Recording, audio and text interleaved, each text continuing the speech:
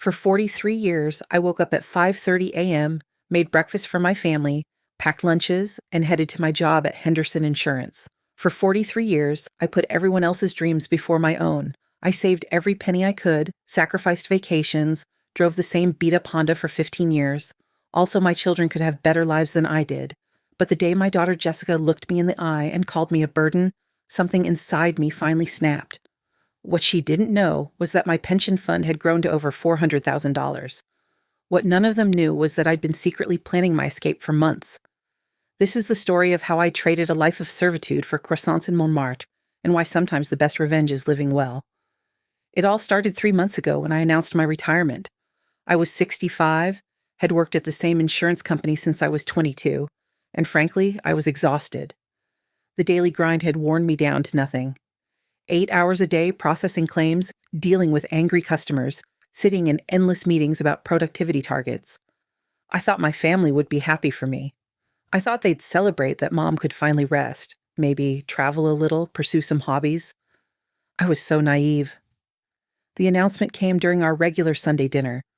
I'd spent all afternoon preparing everyone's favorites: Jessica's beloved pot roast, David's mashed potatoes with extra butter, Sarah's green bean casserole.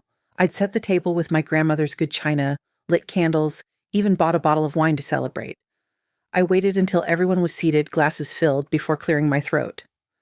I have some exciting news to share with everyone, I began, my heart racing with anticipation.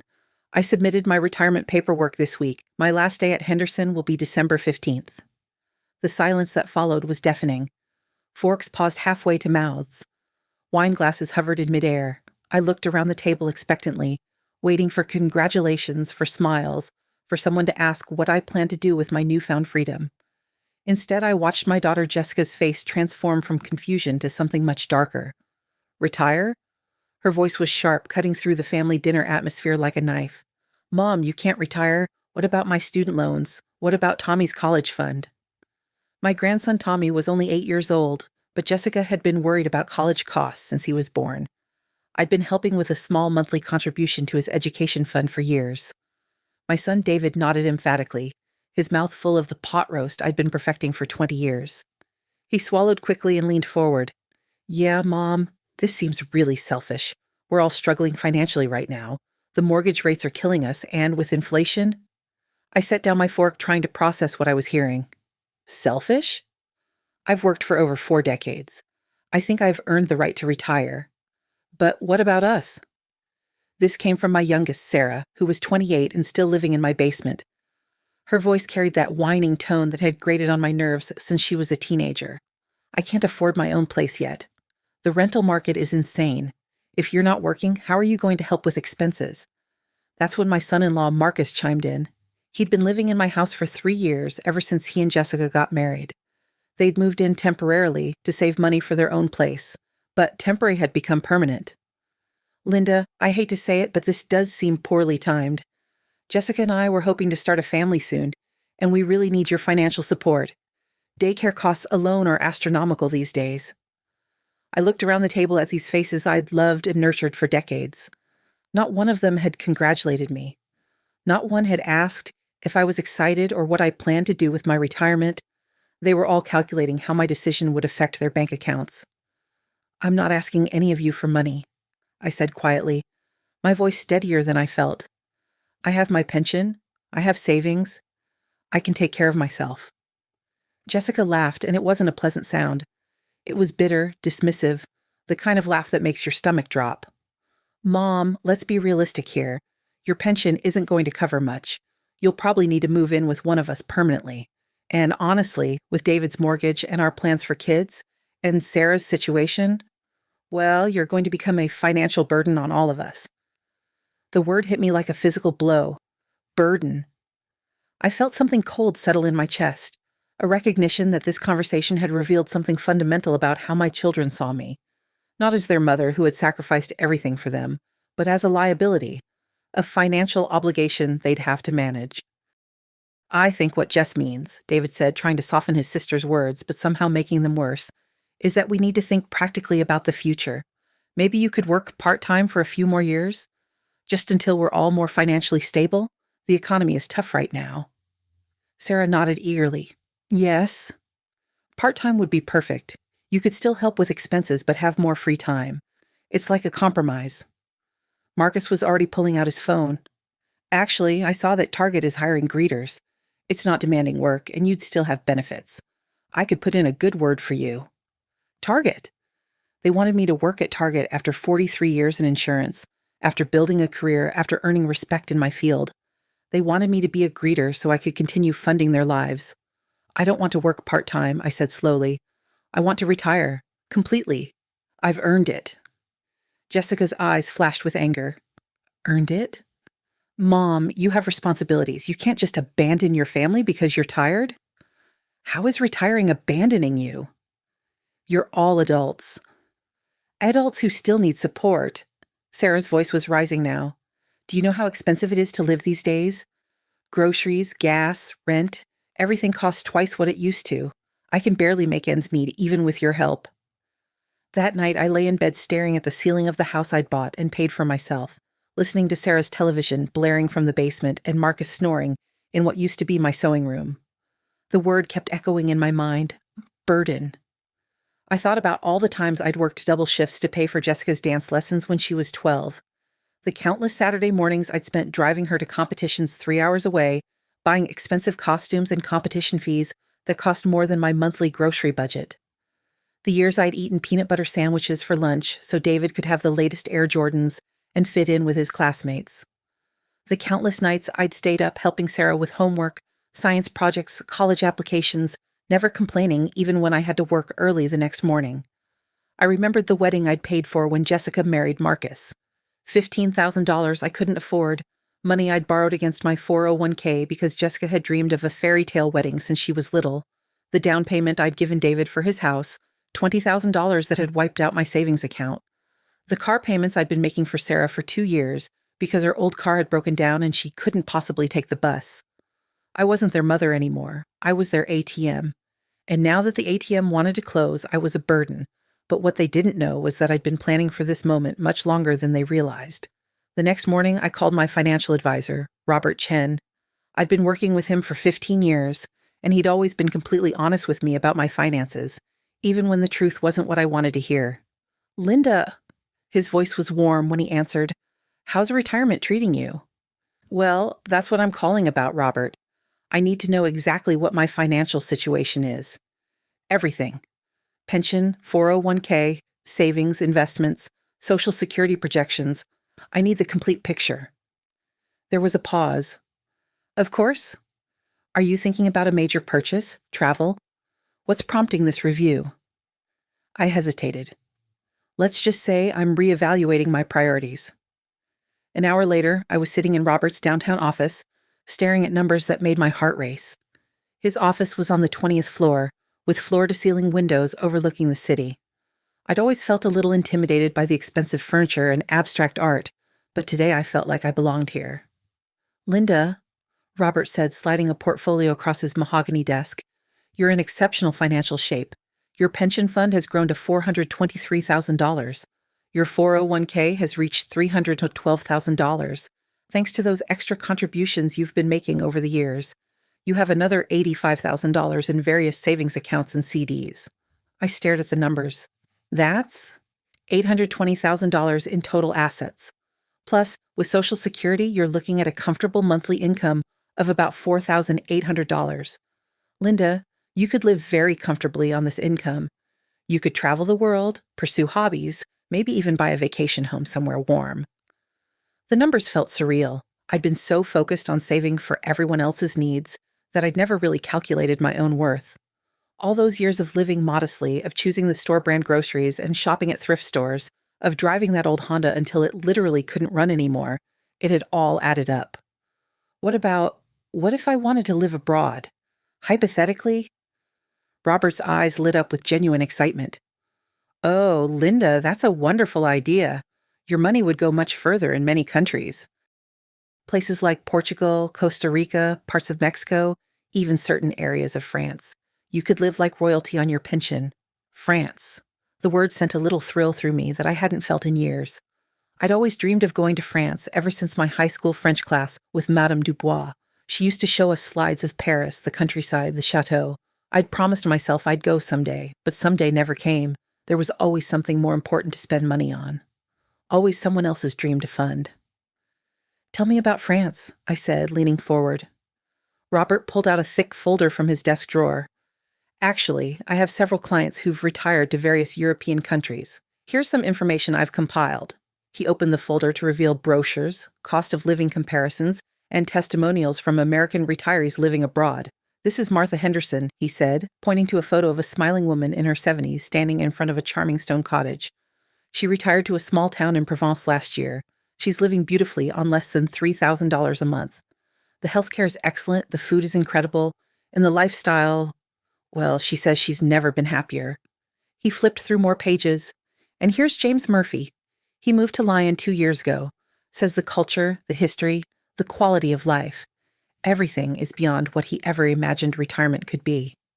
That evening, I found myself on my laptop at the kitchen table, researching French retirement visas, cost of living, apartments for rent. I discovered that American retirees could get long-stay visas quite easily if they could prove financial independence. I read blog after blog by American expatriates, studied French neighborhoods, compared the cost of living in different cities. What I found amazed me. A beautiful one-bedroom apartment in Lyon could be rented for $800 a month. In Nice, I could get something with a view of the Mediterranean for $1,000. Even in Paris, I could find small but charming apartments for $1,200 to $1,500.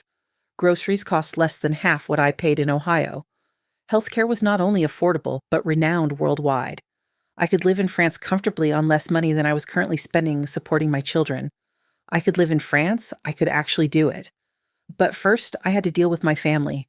The research consumed me. I spent hours every evening after work reading about French culture, studying basic French phrases, watching YouTube videos of apartment tours in Paris. I learned about arrondissements, metro lines, the best neighborhoods for retirees. I discovered that there were entire communities of American expats living throughout France, support networks and social groups that would help me adjust. I found myself daydreaming during work meetings, imagining myself browsing French markets, sitting in sidewalk cafes, visiting museums and galleries. The more I learned, the more possible it seemed. And the more possible it seemed, the more excited I became. 2 weeks after my retirement announcement disaster, I made an appointment with an immigration attorney who specialized in French visas for American retirees. "Mrs. Patterson," she said as we sat in her office, "you're an ideal candidate for a long-stay visa. With your financial situation and clean background, the process should be straightforward. You'll need to provide bank statements, proof of health insurance, background checks, and a few other documents, but I don't anticipate any problems." "How long would the process take?" "If we submit everything correctly the first time, about 6 to 8 weeks for the initial visa. That gives you the right to stay in France for 1 year, renewable. After 5 years, you can apply for permanent residency if you choose." I left her office with a folder full of forms and requirements, but also with something I hadn't felt in years: hope. Meanwhile, my family seemed to think my retirement announcement had been some kind of emotional outburst that would pass. Jessica called every few days with practical suggestions for part-time work. David sent me job postings he found online. Sarah left brochures for senior-friendly employers on my kitchen counter. None of them seemed to realize that I was serious about retiring. The next family dinner was even worse than the last. This time, they'd prepared what could only be described as an intervention. "Mom, we've been talking," Jessica announced as soon as I sat down, before I'd even unfolded my napkin. "And we think you're having some kind of crisis. This retirement thing isn't like you." "We're worried about your mental state," David added, his voice taking on the patronizing tone he'd used as a teenager when he thought he knew better than everyone else. "You seem different, distant." Sarah nodded vigorously, her ponytail bouncing.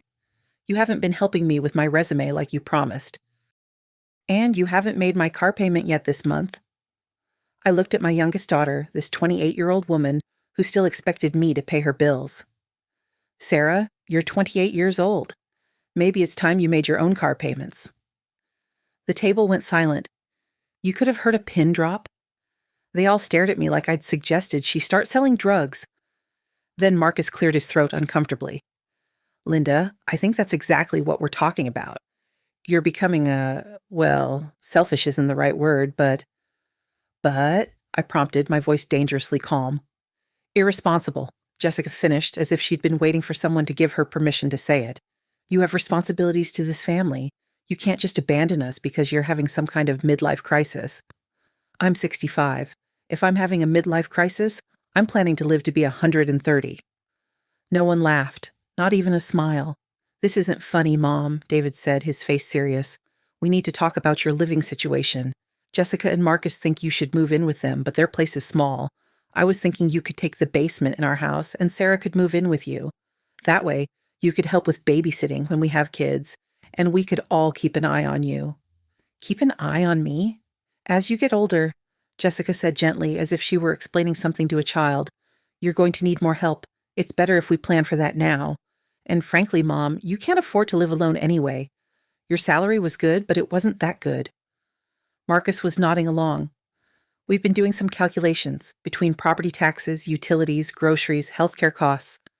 Linda, you're going to need help. It's just math. I stood up slowly, my hands surprisingly steady. Excuse me for just a moment. I walked to my bedroom, pulled out my laptop, and loaded up my banking app. Then I returned to the dining room, set the laptop on the table right next to the pot roast, and turned it around so they could all see the screen. I think there's been a misunderstanding about my financial situation. The silence that followed was deafening. Jessica leaned forward, her eyes scanning the numbers on the screen. Her face went through several expressions, confusion, disbelief, and then something that looked like shock. $820,000, she whispered. Mom, is this real? Very real. This is my pension, my 401k, and my savings. Plus, I'll be getting Social Security starting next year. I'm not a burden, Jessica. I'm financially independent. David's fork clattered to his plate. You have almost $1 million? Why didn't you tell us? Sarah demanded, her voice rising. We've been worried about you, and you've been sitting on nearly $1 million. Because it's my money, Sarah, that I earned, that I saved, and I wanted to see what you really thought about my retirement when you believed I couldn't support myself. Marcus was calculating quickly. I could see the wheels turning in his head.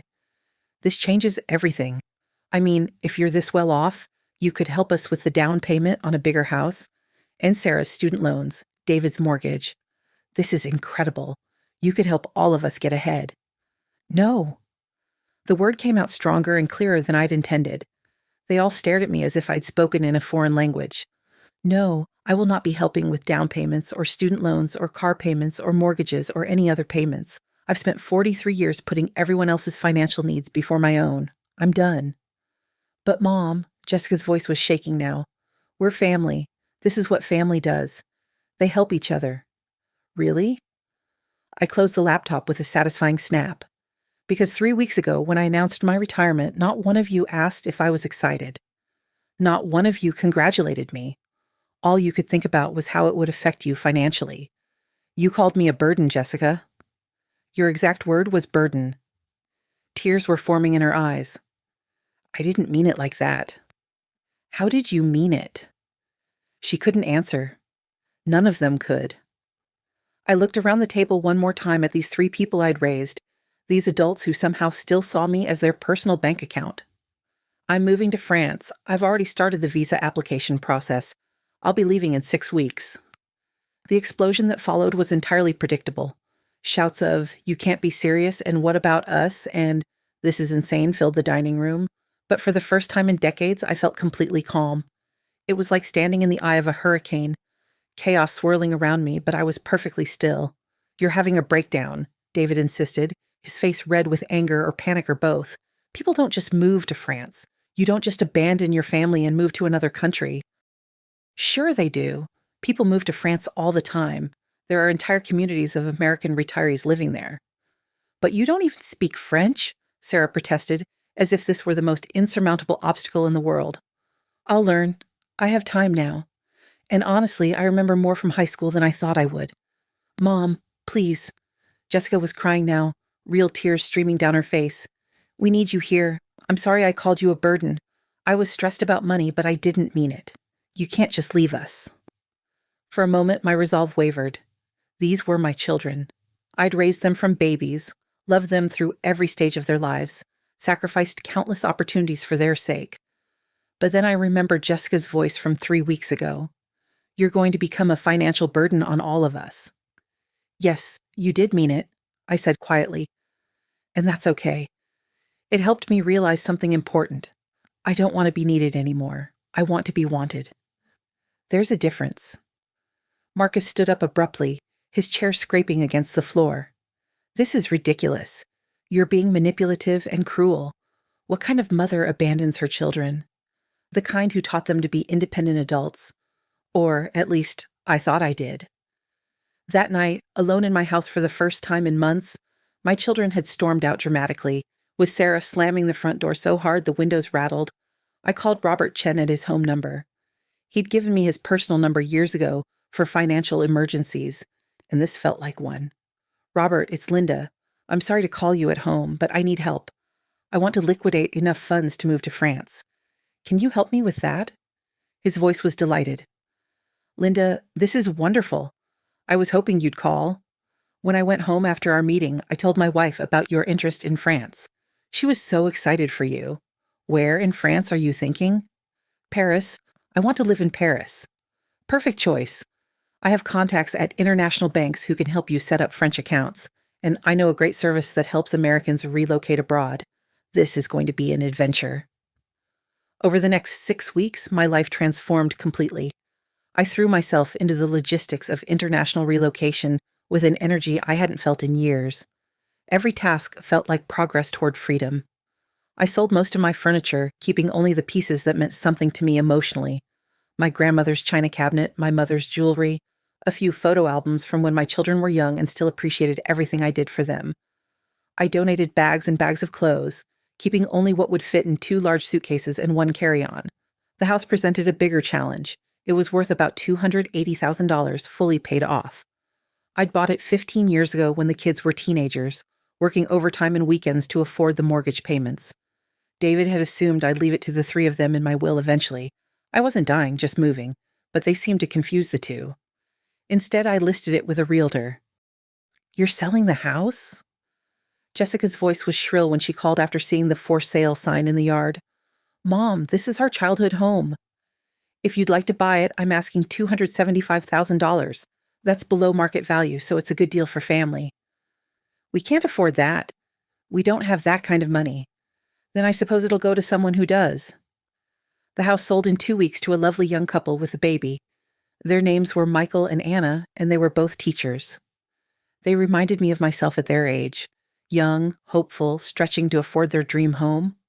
They promised to take good care of the garden I'd spent 20 years cultivating, and they loved the built-in bookshelves David had always complained were old-fashioned.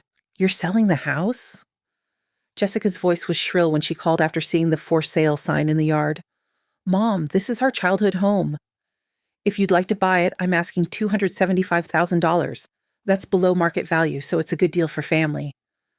We can't afford that. We don't have that kind of money. Then I suppose it'll go to someone who does.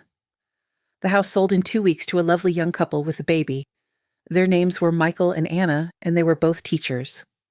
They reminded me of myself at their age, young, hopeful, stretching to afford their dream home. They promised to take good care of the garden I'd spent 20 years cultivating, and they loved the built-in bookshelves David had always complained were old-fashioned. My French visa came through faster than expected. Long-stay visitor visa, renewable annually, with the possibility of permanent residency after 5 years. The immigration attorney had been right. The process was straightforward when you had proper documentation and adequate funds. I'd found an apartment online through a service that specialized in helping American expats. It was a small but charming 1-bedroom in the 18th arrondissement near Montmartre. The photos showed tall windows, original hardwood floors, and a tiny balcony overlooking a courtyard filled with flowering trees. The neighborhood was described as authentically Parisian, with local markets, cafes, and a strong sense of community. The landlord, Monsieur Dubois, was happy to rent to an American retiree. He spoke excellent English and was patient with my rudimentary French during our video calls. The rent was €980 per month, about $1,100. I wired him the first 3 months of rent and a security deposit, making it real in a way that research and planning couldn't. I was really doing this. 3 days before my departure, my children staged one final intervention. This time, they brought reinforcements, my sister Margaret, my neighbor Carol, and Dr. Peterson, the family physician I'd been seeing for 15 years. They'd arranged it like an actual intervention, complete with prepared statements and designated roles. I walked into my living room to find them all sitting in a circle, their faces serious and concerned.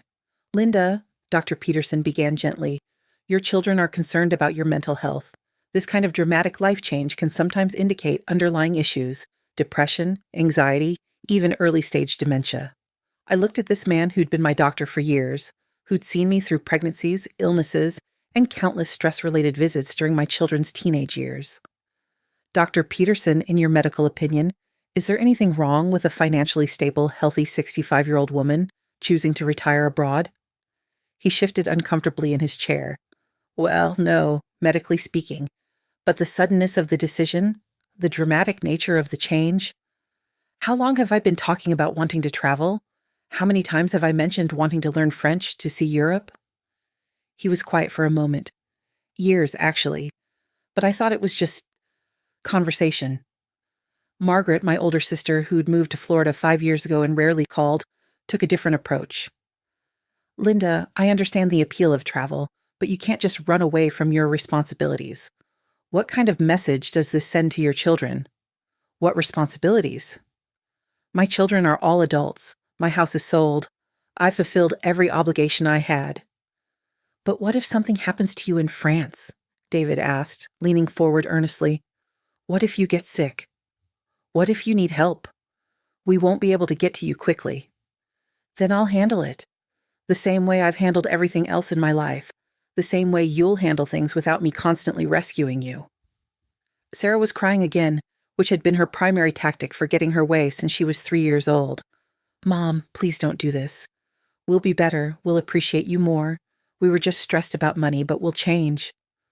For a moment, my resolve wavered. These were my children. I'd raised them, loved them, sacrificed for them. But then, the morning of my departure, only Sarah came to the airport. She was still upset, still didn't understand my decision, but she hugged me tightly at the security checkpoint. "I don't understand why you're doing this, Mom," she said, her voice muffled against my shoulder. "But I hope you find whatever you're looking for." It was the kindest thing any of them had said to me in months. The flight to Paris was 8 hours of pure anticipation mixed with terror. I'd traveled before, but never alone, never this far, never with the intention of staying. I watched the sun set over the Atlantic and rise over Europe, marking the transition from my old life to whatever came next. I'd brought 3 French phrase books and spent the flight reviewing basic conversations, practicing pronunciation under my breath. The flight attendant, a young woman with a kind smile, noticed my books and struck up a conversation. "First trip to Paris?" she asked in accented English. "First trip to my new home," I replied, surprising myself with how confident I sounded. Her eyes widened. "You're moving to Paris? How exciting." "I'm from Lyon originally. You'll love France. The lifestyle, the culture, the food. It's a wonderful country for, how do you say, reinventing yourself." When the pilot announced our descent into Charles de Gaulle Airport, I pressed my face to the window like a child. Paris spread out below me, a city I dreamed about for decades, now waiting to become my reality. The taxi ride from the airport to my new neighborhood was like traveling through a postcard. Paris unfolded around me, the wide boulevards lined with elegant Haussmannian buildings, the sidewalk cafes with their colorful awnings, the bridges spanning the Seine. Everything was more beautiful than I'd imagined, more real than the photos and videos I'd studied. When we turned onto my street, Rue Lepic, I held my breath. My building was exactly as it had appeared in photos. A typical Parisian structure with cream-colored stone, iron balconies, and tall windows that sparkled in the afternoon sun. Monsieur Dubois was waiting for me in the lobby with the keys. He was a distinguished man in his 60s, wearing a wool coat and carrying a leather briefcase that looked like it belonged in a movie about sophisticated Europeans. "Madame Linda." His English was accented but clear. "Welcome to Paris. Welcome to your new home. Come, I show you everything." The apartment was even more charming than the photos had suggested. Sunlight streamed through the tall windows, illuminating the polished hardwood floors and white walls. The kitchen was tiny but perfectly designed, with everything I needed arranged efficiently in the compact space. The bedroom had a view of Sacré-Cœur in the distance, the white basilica glowing like a beacon against the blue sky. It's perfect, I told him, and I meant it completely. Ah, but you have not seen the best part. He led me to the small balcony where flowering plants in terracotta pots created a miniature garden overlooking the courtyard. Your neighbors, they are good people. Madame Martin downstairs, she owns the boulangerie. Monsieur and Madame Rousseau across the hall, they are retired professors. Very quiet, very cultured. You will like them. That first week was overwhelming and exhilarating in equal measure. Everything was an adventure, even simple tasks like buying groceries or figuring out the metro system.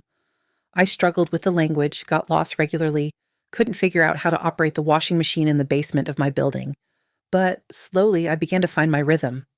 I discovered the local boulangerie where Madame Martin patiently helped me order bread in my broken French, correcting my pronunciation with gentle humor. Non, non, madame, she would say with a smile. Baguette, not baguette. I found a small cafe called Le Consulat where I could sit with coffee and a croissant and watch the world go by.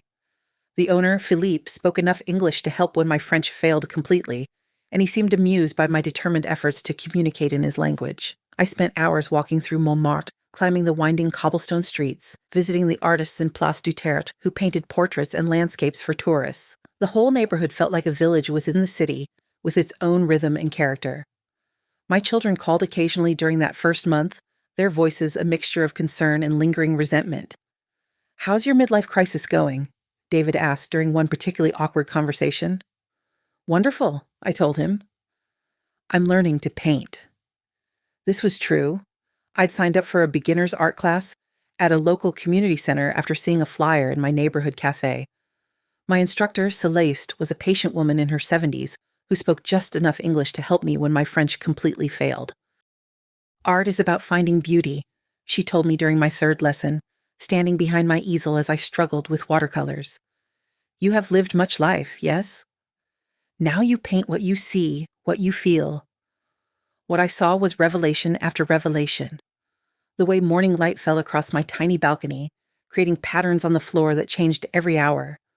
The faces of the vendors at the weekend market in Place du Tertre, animated and expressive as they called out the prices of their produce. The view from Pont Neuf at sunset, when the Seine turned gold and the city seemed to glow from within. For the first time in decades, I was paying attention to beauty for its own sake, not because someone needed me to appreciate it or fund it or arrange it for them. My French improved rapidly out of necessity and immersion. I enrolled in an intensive language course at the Sorbonne, something I would never have dreamed of doing at home, where every spare dollar went to someone else's needs. Being in a classroom again at 65 was intimidating at first, but I discovered I was a good student. Better than good. I was hungry for learning, in a way I hadn't been since I was young. My classmates were from all over the world. A retired professor from Japan named Kenji, a young entrepreneur from Brazil called Carlos, a widow from Australia named Eleanor, who'd moved to Paris after her husband died. We formed an unlikely study group, meeting at different cafes throughout the city to practice conversation and help each other with grammar. "Why did you come to Paris?" Kenji asked during one of our sessions at a cafe near the Luxembourg Gardens. We were practicing conversational French, taking turns asking and answering personal questions. I wanted to choose myself for once. I answered in careful, deliberate French. He nodded thoughtfully. "C'est très courageux," he said. It is very brave to start over. 3 months into my Parisian adventure, I received an unexpected call from Jessica, but this time, her tone was completely different from our previous conversations. "Mom, I owe you an apology." I was sitting at my favorite cafe near the Seine, sketching the twin towers of Notre Dame while sipping café au lait. It was a Tuesday morning, and I had nowhere I needed to be, nothing I had to do for anyone else. The freedom still felt surreal. "Oh, Marcus and we're having problems, money problems, real problems this time." Her voice was shaky, vulnerable, in a way I hadn't heard since she was a child. And I kept thinking, if only Mom were here to help, if only she hadn't abandoned us. But then I realized, we're adults. We're supposed to figure this out ourselves. I set down my pencil, my heart clenching despite everything that had happened between us. "What's going on, sweetheart?" Marcus lost his job 2 weeks ago. His company downsized, and he was one of the last hired, so first to go, and I'm pregnant. The news hit me like a wave. My first grandchild. My first instinct was to offer help, to start calculating how much I could send them, to book a flight home immediately. But I caught myself. Congratulations on the pregnancy, I said carefully. I'm sorry about Marcus's job. I thought you'd offer to come home, or send money, or something. Do you want me to? There was a long pause. I could hear traffic in the background, the sound of her crying softly. I want to say yes, but I think the answer is no. I think we need to figure this out ourselves. We're grown-ups, even if we haven't been acting like it. I felt a surge of pride in my daughter that took me completely by surprise. You'll be okay, Jessica. You're stronger than you think you are. Are you happy there, Mom? Really happy? I looked around at the cafe, at the Seine flowing past, at the sketchpad filled with my attempts to capture this beautiful city. Yes, I'm really happy. Then I'm glad you went. I'm glad you chose yourself. I wish it had taken me this long to understand why. It was the first time any of my children had said that. By my 6th month in Paris, I had established routines that felt like a real life rather than an extended vacation. Monday and Wednesday mornings were for French class at the Sorbonne. Tuesday and Thursday afternoons were for art lessons with Céleste. Friday was market day when I'd practice my French with the vendors at Marché Saint-Germain and discover new foods to try, cheeses I'd never heard of, vegetables I didn't recognize, wines that cost less than a fast food meal back home. Weekends were for exploring. I'd taken the train to Lyon, where I spent a weekend wandering through the old city and eating at Bouchon, the traditional restaurants that served hearty Lyonnaise cuisine. I'd visited Normandy, walking along the beaches where D-Day had taken place and feeling the weight of history in a way that books had never conveyed. I'd spent 3 days in the Loire Valley, touring chateaux and staying in a bed and breakfast run by a retired couple who treated me like visiting family. I'd also made real friends. Not people who needed things from me, but people who chose my company the same way I chose theirs. Eleanor, the Australian widow, shared my love of museum exhibitions and had become my regular companion for visits to the Louvre, the Musée d'Orsay, and smaller galleries throughout the city. We'd spent hours discussing the paintings we'd seen, comparing our favorites over wine and cheese. Kenji had become my cultural guide to a different kind of education. He taught me about Japanese tea ceremony, introducing me to a meditative practice I'd never imagined myself enjoying. Carlos, the young Brazilian entrepreneur, helped me navigate French bureaucracy and introduced me to a community of international expats who met monthly for dinner and conversation. Celeste, my art instructor, had become something like a surrogate mother figure, though she was only 10 years older than me. She invited me to family dinners at her apartment, where I met her children and grandchildren and was included in celebrations, as if I'd always been part of their lives. And then there was Henri. I met Henri on a rainy Thursday afternoon at Shakespeare and Company, the famous English-language bookstore on the left bank. I was struggling to ask for help finding travel guides in English when he approached me. "Perhaps I can help," he said in accented but perfect English. "I am Henri, and you are American, yes?" Henri was 68, a retired literature professor whose wife had died 2 years earlier. He was distinguished-looking in that particularly French way, silver hair perfectly styled, wire-rimmed glasses, a wool scarf draped casually around his neck. But it was his eyes that drew me in, kind and intelligent, with the same slightly lost expression I sometimes caught in my own mirror. We talked for 2 hours that first day, about books and travel and the strange courage it takes to start over late in life. He bought me coffee at a nearby cafe, and we discovered we were both navigating the unexpected freedom of life after decades of responsibility to others. I moved to a smaller apartment after Marie died, he told me, stirring sugar into his espresso. My children thought I should move in with one of them, but I needed to discover who I am without her. It is not easy, this late life independence, but it is necessary. I understood exactly what he meant. Henri and I began meeting regularly, for coffee, for walks along the Seine, for visits to museums and galleries. It wasn't romance exactly, though there were moments when I caught him looking at me with something warmer than friendship. It was companionship of a kind I'd never experienced before. He didn't need anything from me except my company, my thoughts, my perspective on the books we both loved. When I told him about my family situation, he nodded thoughtfully, no judgment in his expression. "Families can be complicated," he said as we walked through the Tuileries garden on a crisp October afternoon. "Love becomes confused with obligation, yes?" My children also expected me to need them after Marie died. They were almost disappointed when I managed quite well on my own. Do you think I was wrong to leave? I think you were brave, and I think your children will be better people for learning to manage without you. It is not cruel to teach independence. It is generous. 7 months into my Paris life, David called with unexpected news that filled me with pride. Mom, I got a promotion, a big one, regional manager, and Sarah finally got a good job. She's working as a graphic designer for a marketing firm downtown. She moved into her own apartment last month. David, that's wonderful. I was sitting on my balcony watching the sunset paint the buildings of Montmartre in shades of gold and rose. I'm so proud of both of you. Yeah, and Jessica and Marcus are doing better too. He found work with a construction company, and they figured out their budget. They're even talking about buying their own place before the baby comes. How is Jessica feeling? The pregnancy? Good. Really good. She's been taking some kind of prenatal class, learning about budgeting for babies. She seems more confident somehow, more grown up. I felt tears welling up in my eyes. You figured it out because you're capable people. You always were. The thing is, Mom, his voice became more serious. I don't think any of this would have happened if you'd stayed. We would have kept depending on you instead of figuring things out ourselves. We would have kept treating you like our personal safety net instead of our mother. You're all going to be fine, better than fine. We want to come visit you for Christmas. Would that be okay? I mean, if you want us to? Christmas in Paris with my children. The idea filled me with joy and nervousness in equal measure. I'd love that.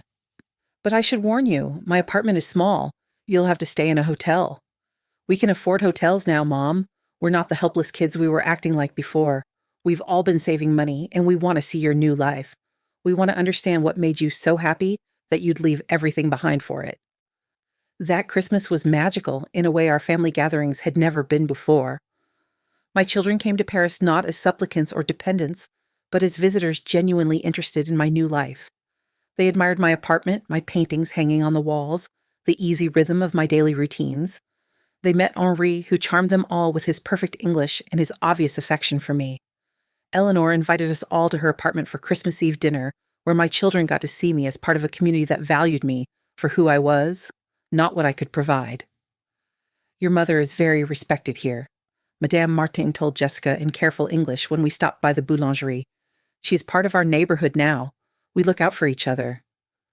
Sarah spoke French with the cafe owners, impressing me with how quickly she picked up phrases and how genuinely interested she seemed in the culture. David spent an afternoon with Henri discussing French literature, and I watched my son discover intellectual interests I'd never known he had. On Christmas Eve, we walked through the Champs-Élysées to see the lights, then returned to my apartment for a simple dinner I'd prepared. Coq au vin, a recipe Celeste had taught me, served with wine from a local shop where the owner had become a friend. As we sat around my tiny table, Jessica raised her wine glass. She was drinking sparkling cider because of the pregnancy. Mom, I want to make a toast to the bravest woman I know. You taught us something important this year, that love doesn't mean sacrifice and independence doesn't mean abandonment. To Mom, David added, his voice thick with emotion, who showed us that it's never too late to choose yourself, and who trusted us enough to let us figure out how to be adults. Even Sarah, my baby, nodded seriously. I'm sorry we called you a burden, Mom. You were never a burden. You were our safety net, and we got so used to it that we forgot you were a person with your own dreams. I looked around at these 3 people I'd raised, seeing them clearly for perhaps the first time in years. They were good people. Flawed, yes, but good. And for the first time, they were seeing me clearly too. Not as their mother, the provider, but as Linda, the individual. I love you all, I said, my voice steady and sure. And I'm glad I left. The second year of my Parisian life brought changes I never could have anticipated. My French became fluent enough that I sometimes dreamed in the language, thinking in phrases that came more naturally than their English equivalents. I'd had 3 small art exhibitions at local galleries, nothing grand, but real exhibitions where people bought my paintings and told me they saw something in my work that moved them. I volunteered at a literacy center in the 11th arrondissement, teaching English to immigrants from Africa and the Middle East. Many of them were my age or older, people who'd left everything behind to start over, and I found kinship in their stories that I'd never expected. My blog about expat life, which I'd started as a way to document my experiences, had developed a modest but engaged following. I received emails from other American women my age who were considering similar moves, asking for advice about everything from visa applications to finding apartments to dealing with homesickness. Henri and I had become, well, we were something wonderful that didn't have a neat category. We weren't married, weren't officially living together, but we'd become essential to each other's daily lives. We cooked dinner together several times a week, traveled together to different regions of France, shared books and ideas and comfortable silences. "What are we exactly?" I asked him one evening as we walked along the Seine, watching the lights of the city reflect in the dark water. He smiled, that gentle smile that had become so dear to me. "We are two people who choose each other every day. Is that not enough?" It was more than enough. It was a kind of relationship I'd never known existed, one based on choice rather than need, companionship rather than obligation, genuine affection rather than duty. My children visited regularly now, but the dynamic had completely changed. They came as tourists to my life rather than creditors demanding payment. Jessica brought her new baby, a beautiful little girl named Sophie, and marveled at how natural I seemed in my French environment. "You're different here, Mom," she said as we sat in the Jardin du Luxembourg, watching Sophie sleep in her stroller while Parisian children played around the fountain. "More yourself somehow." David had started taking French lessons back home, inspired by our conversations about language and culture. Sarah was saving money for a solo trip to Europe, planning to visit me but also to explore other countries on her own. They'd all found their footing in ways they couldn't when I was there to catch them every time they stumbled. Jessica and Marcus had bought their small house, managing the down payment and mortgage entirely on their own. David had been promoted again and was dating a woman named Claire who seemed to appreciate his independence rather than seeing him as a provider. Sarah was thriving in her career and had started her own small graphic design business on the side. Last month, Jessica called with news that would have shocked me a year earlier. "Mom, we've been saving money. Marcus and I want to do something for you." I was in my favorite cafe near Notre Dame, working on a watercolor of the cathedral's flying buttresses. The autumn light was perfect, and I'd been lost in the meditation of painting. "Oh, what's that?" "We want to pay for French citizenship classes. If you decide you want to become a French citizen, we'll cover all the costs, the classes, the fees, whatever you need." I was so touched I couldn't speak for a moment. For 43 years, I'd given them everything I could afford and many things I couldn't. Now, finally, they wanted to give something back, not because they owed me, but because they loved me. "You don't owe me anything, Jessica." "It's not about owing, it's about loving. We love you, and we want you to have everything you want in this life you've built. You gave us so much for so many years, and we want to give you something back that matters." The irony wasn't lost on me. For decades, I'd funded their dreams, dance lessons and college tuition and wedding costs and down payments. Now they wanted to fund my dream of fully belonging in France, of making this beautiful life permanent. "That means more to me than you know," I told her. "Mom? Are you crying?" "Happy tears," I said, wiping my eyes with my free hand. "The happiest tears." 3 months later, I enrolled in the citizenship preparation course with the money my children had sent. It felt like completing a circle, using their gift to secure my future in the country that had given me back myself. The classes were challenging, covering French history, culture, civic responsibilities, and legal systems. I studied harder than I had since college, determined to earn my place in this country that had welcomed me so completely. My classmates were from everywhere: Syria, Morocco, China, Brazil, the United States. We were all there for different reasons, but we shared a common goal: to officially belong somewhere we'd chosen, rather than somewhere we'd simply ended up. "Why do you want to become French?"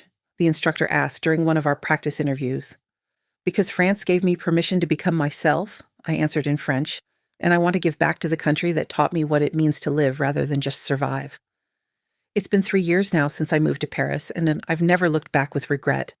The Linda who lived in Ohio, who worked at Henderson Insurance for 43 years, who defined herself entirely through her children's needs, that woman feels like someone I knew in another lifetime.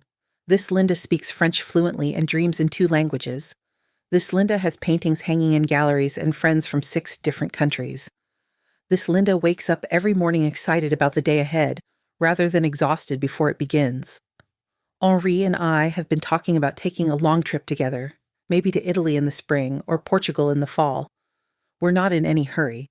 We have time and we have each other, and we have the luxury of making plans based on what we want rather than what everyone else needs. My children are thriving in ways that still surprise me.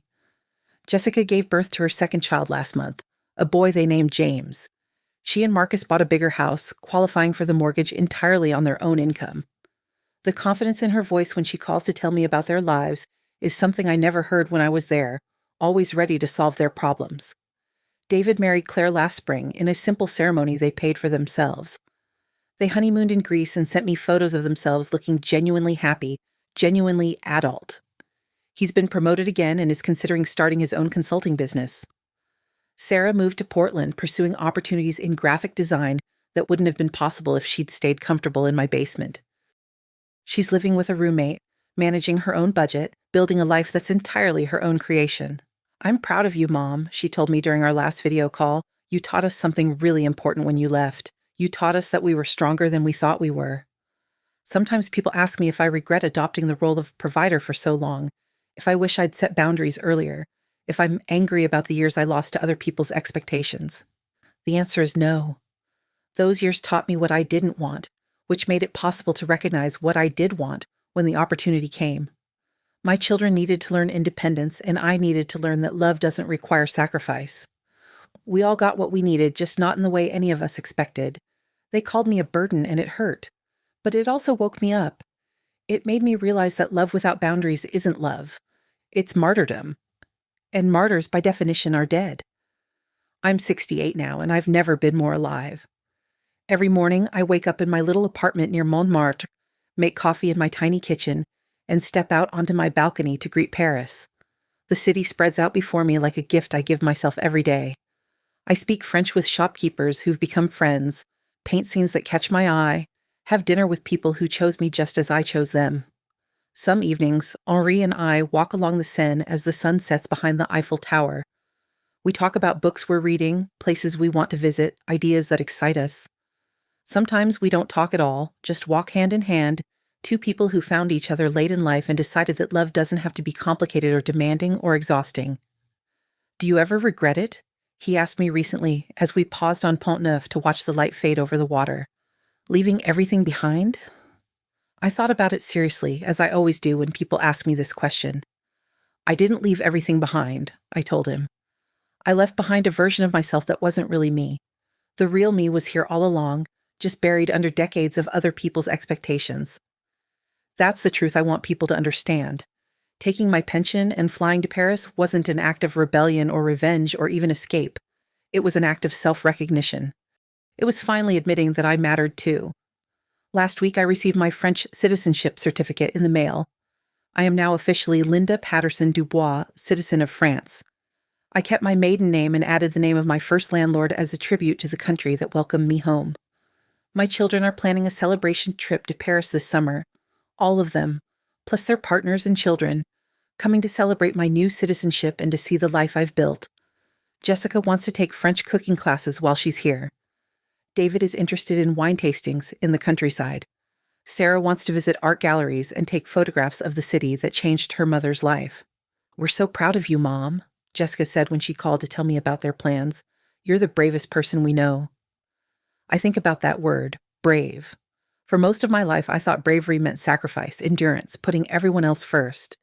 Now I know it means something different. Bravery means choosing yourself when everyone expects you to choose them. Bravery means starting over when it would be easier to stay miserable. Bravery means believing you deserve happiness even when the people who claim to love you suggest otherwise.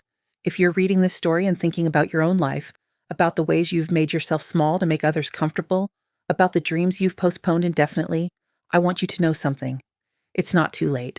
It's never too late to choose yourself. You don't have to move to Paris. You don't need a pension fund or a trust fund or any kind of fund. You just need to recognize that your life belongs to you, and you have the right to live it on your own terms. My children thought I was being selfish when I left. Maybe I was. But here's what I learned. A little selfishness can be the most generous thing you can offer the people you love. It teaches them that they're capable, that they're strong, that they don't need you to sacrifice yourself for them to be okay. And it teaches you something even more important, that you're worth saving too. The other day I received a package from Sarah. Inside was a beautiful leather journal with my initials embossed in gold, along with a note. For all the stories you haven't told yet, Mom, keep living them. I'm 68 years old and I'm just getting started. Tomorrow, Henri and I are taking the train to Provence to visit lavender fields and stay in a small hotel that doesn't allow anyone under 40. We'll drink wine with lunch and take afternoon naps and talk about books until late into the evening. Next month, I'm starting an advanced painting class focused on landscapes. In the fall, I'm planning to visit my sister Margaret in Florida, but this time as a tourist rather than a caregiver. I have a life now that belongs entirely to me. I make decisions based on what I want, not what everyone else needs.